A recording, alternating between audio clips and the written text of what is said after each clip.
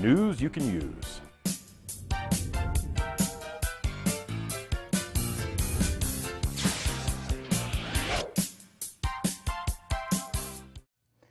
Welcome to another edition of The Scoop, a program where we hope that you'll find some news that you can use in your life or pass on to friends.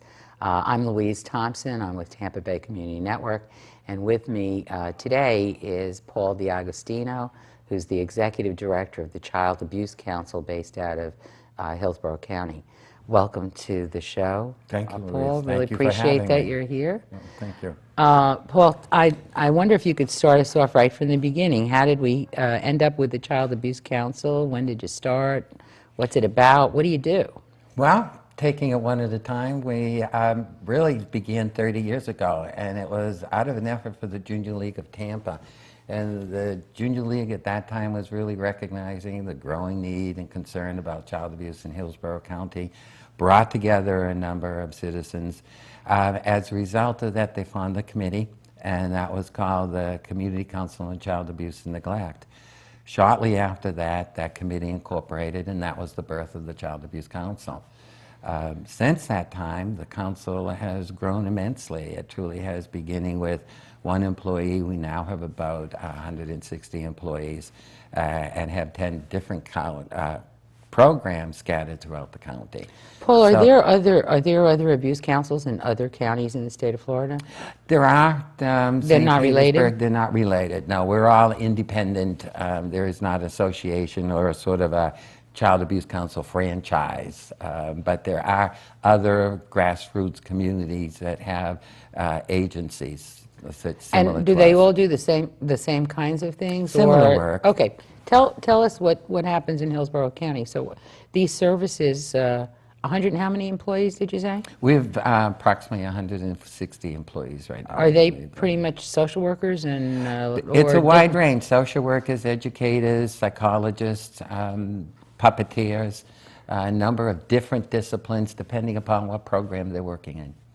Okay, well, tell me about those different programs that you have then. So the puppeteer, you're talking about maybe going into the schools? And Yes. Explain that. That is one of our preventative programs. We have really focusing on prevention, education, and treatment to really provide a continuum of services. The puppets are one of our educational programs that go into the school system. It's called Kids in the Block. And many clever too. Yes, I've seen it. Totally clever. Yes. Have you seen the Kids in the Block? Yes, and we should actually tape them at our station and help you with that or something. That would be great. Because that is a really, you could broaden your base with that. Yes, it's a very unique program. Just really we interesting. reach about 29,000 kids a year in Hillsborough County, go into the schools. It's the use of puppets and bringing to the kids messages about child abuse and messages about bullying. It's a Japanese form of puppetry, and the puppets stand about the height of a third grader. In the third grade in the schools, we talk about child abuse, also and child abuse, physical abuse, and sexual abuse. In the fourth grade program, we talk about bullying and alternatives to violence. It's the same puppets, but they use a different sort of script. Different scripts, Okay. Same puppets. We actually have 8 different characters, and each puppet is their own character and always that character. But they convey and bring to the kids very everyday but very important messages. The kids respond terrifically. In the third grade, that's the child abuse and neglect, we ask the children to write a letter to the puppets. As a result, you can imagine we have thousands of letters, but we read every one of those letters. Most of them are cute. Most of them are just great letters. But some of those letters are really letters of what we call concern or letters of disclosure.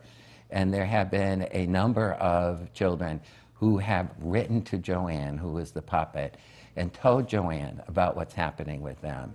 And we found that this is very reliable. So not only is it really a prevention program where it helps children learn to protect themselves and identify times when they might be at risk, or somebody is beginning to sexually abuse them.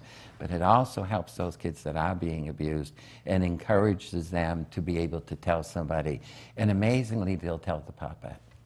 We had one Do you little... follow up with that? Is that Oh, yes. if the puppet, Oh, yes. if you Yes. get one of these letters, then that's reported? Yes, the letters of concern, which are letters where you wonder what might be going on, and letters of disclosure are letters that we always, our staff follows up on, works with the school system, works with law enforcement, and works with the sheriff's department. That's one of your prevention programs. Yes, it's one of the prevention Sort of, but it's education. also, It's, you know, sometimes you're... What are some of the other Counseling. prevention kind of programs?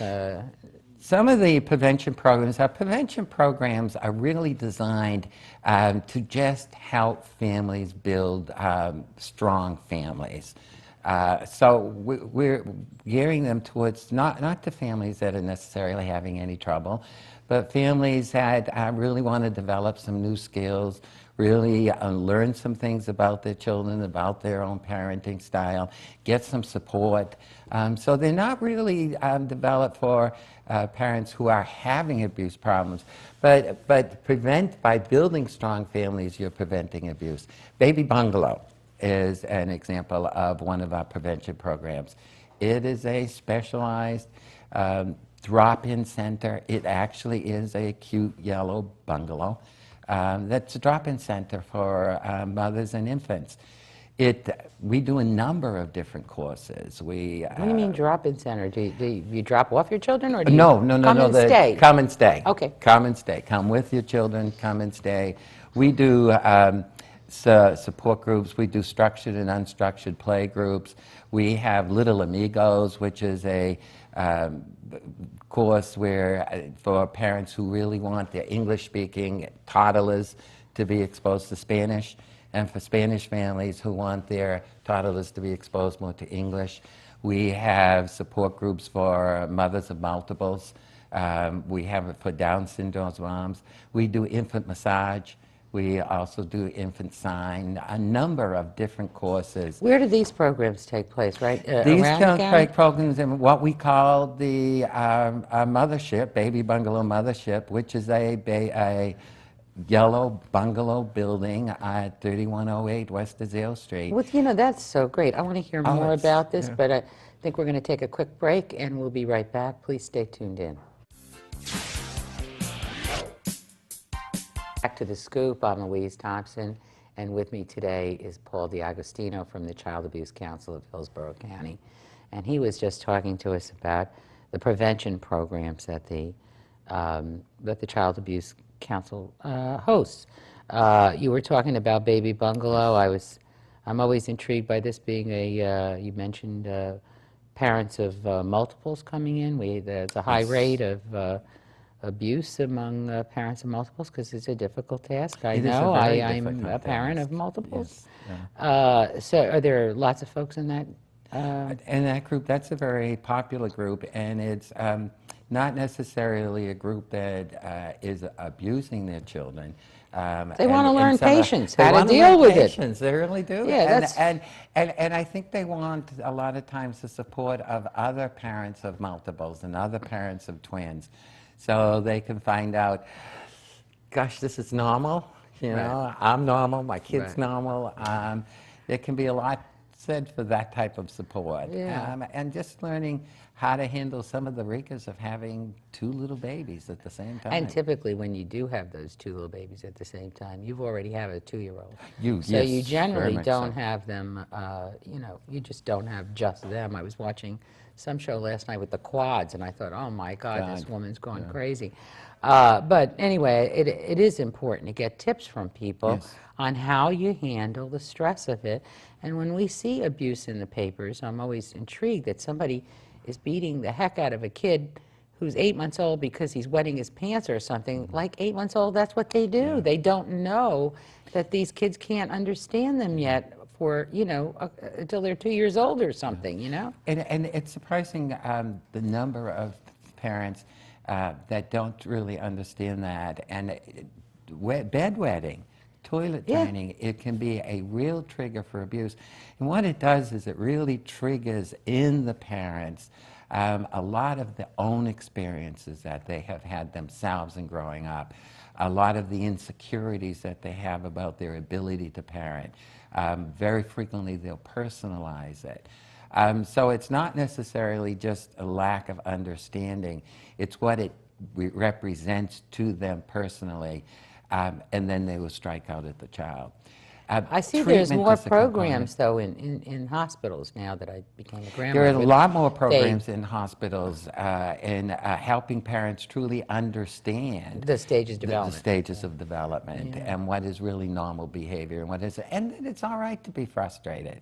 It's what you do about it and how you handle it. My favorite thing was I lived on a cul-de-sac when my twins were little, and my back door opened to about 5 other back doors, I guess. And get everybody to sleep, go to the back door, open the door, and scream at the top of my lungs, and then close it, go, good, I feel better. And that's But I don't know. I don't know what the other people on the block thought. Where did that scream come from? And your neighbor's mother But- thought you were crazy, but your child was safer. Hey, and You know, it your beat child was drinking safe. by a It beat mile, drinking, yeah. which is Drinking, another way it to do beats it. drinking and hitting. Yes, it does. All right, tell me about this Father's Resource Network you have. Frank, Frank was a program that developed somewhat out of Baby Bungalow. When we first pictured Baby Bungalow and developed it, we thought, moms and dads would come. Well, dads didn't come. I think it was a little too cutesy, and we thought, we really need to do something for dads. So we developed the Frank program, which is a program specifically for dads. And we have dads groups, a group that's called Nurturing Dads, which helps dads become good dads, get over that fear of being an emotional dad, is that dads can be emotional too. Dads need to provide emotional support.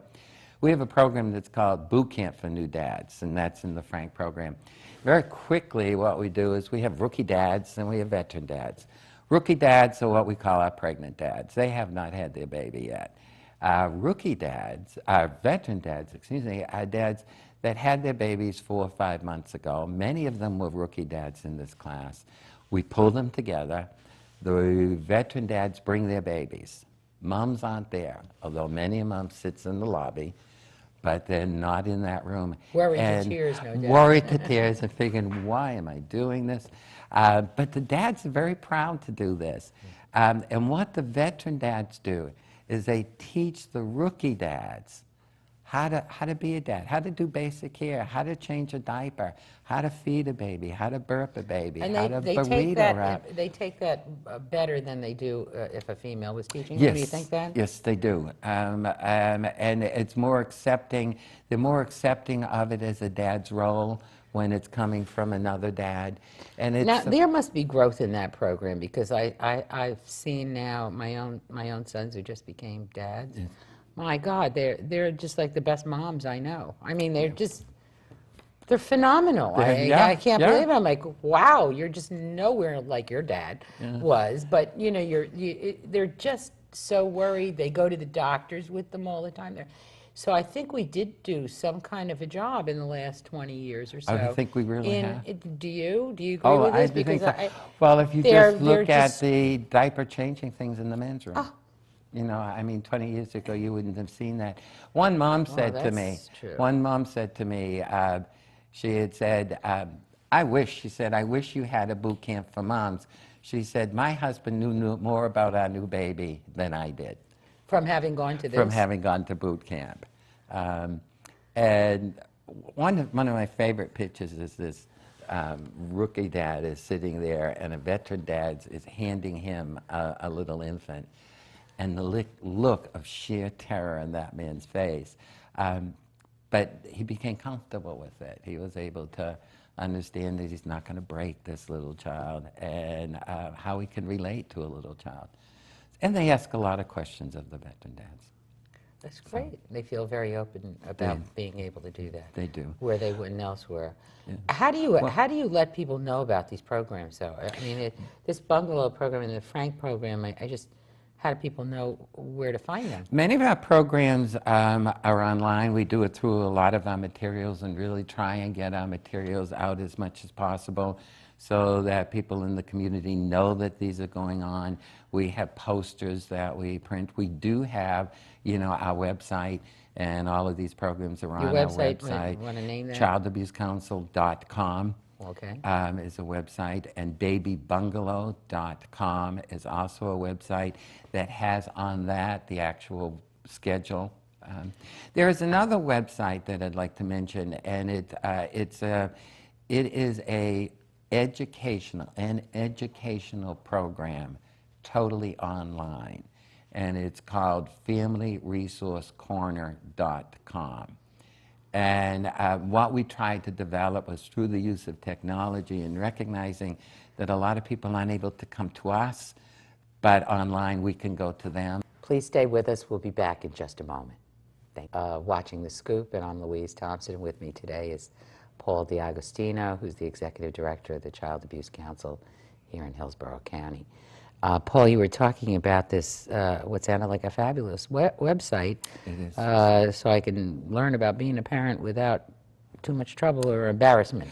Too much it's called embarrassment. Family Corner? FamilyResourceCorner.com. Okay, tell me about it.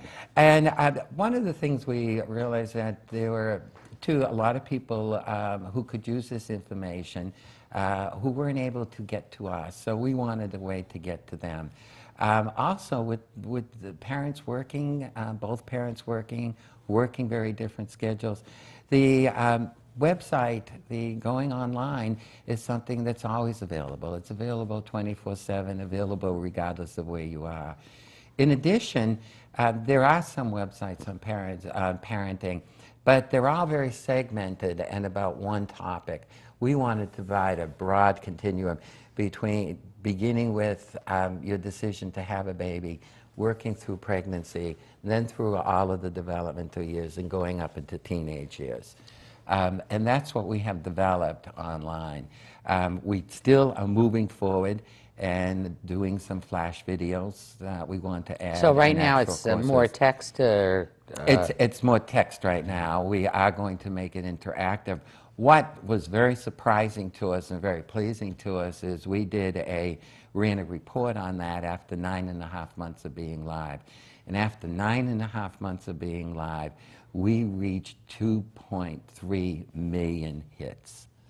We had 2.3 million hits. That really represented 169 separate individuals going back to that website an average of 13 times. 169? No, it had to be more than 169,000, I'm sorry. Oh my God. 169,000 people going back 13 times. We are working that to proves continue. a tremendous need for it. It proves the need for it, and it improves the reachability of having a program online. So Now, it's one with of the program online, can they also access from online? Can they can access, someone to talk to, a counselor or something if they want to?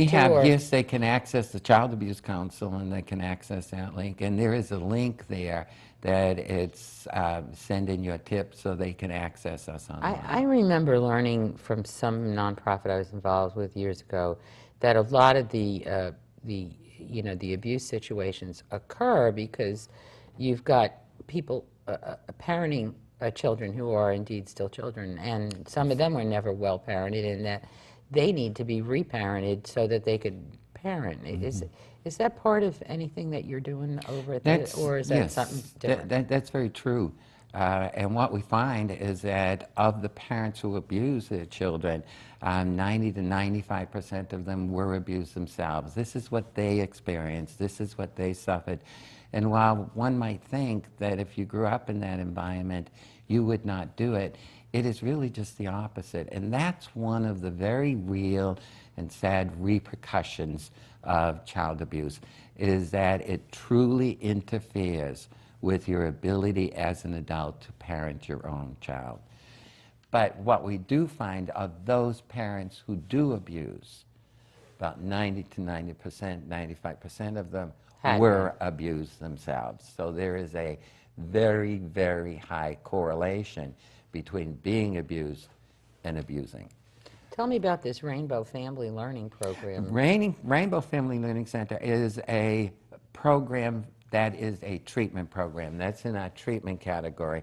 And while our preventative programs are for everybody, anybody, our treatment programs, the Rainbow Family Learning Center, a program called Breakaway or a program called Visitation, are for those families that are really experiencing abuse and having difficulties with abuse. And Are these people that have been arrested or charged? Many have been or arrested, many they've have lost been their charged, children? many this have kind- lost their children to Okay. foster care and are working towards having those children come home. Many of them are under court order.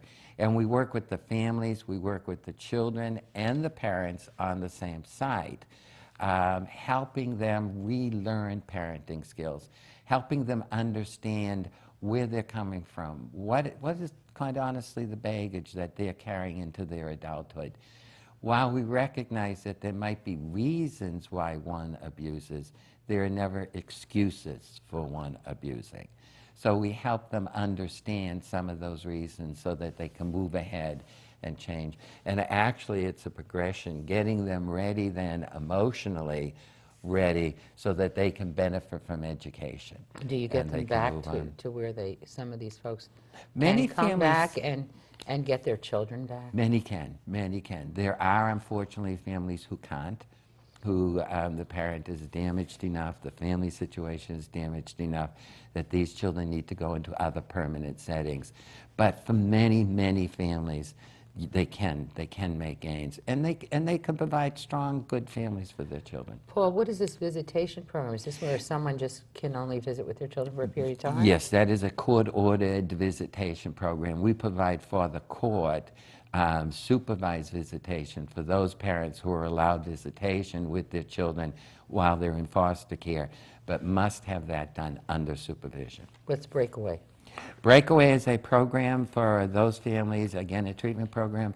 They have for families that are duly diagnosed of having difficulties in the abuse issue, but also with substance abuse.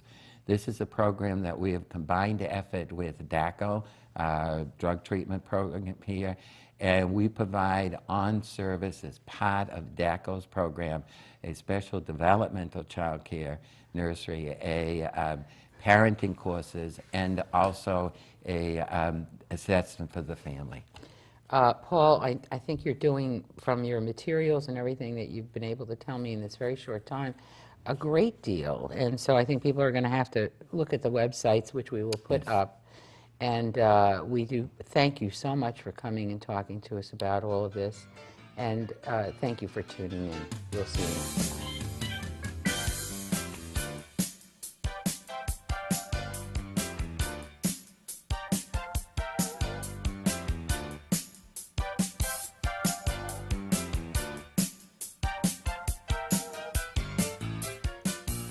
News you can use.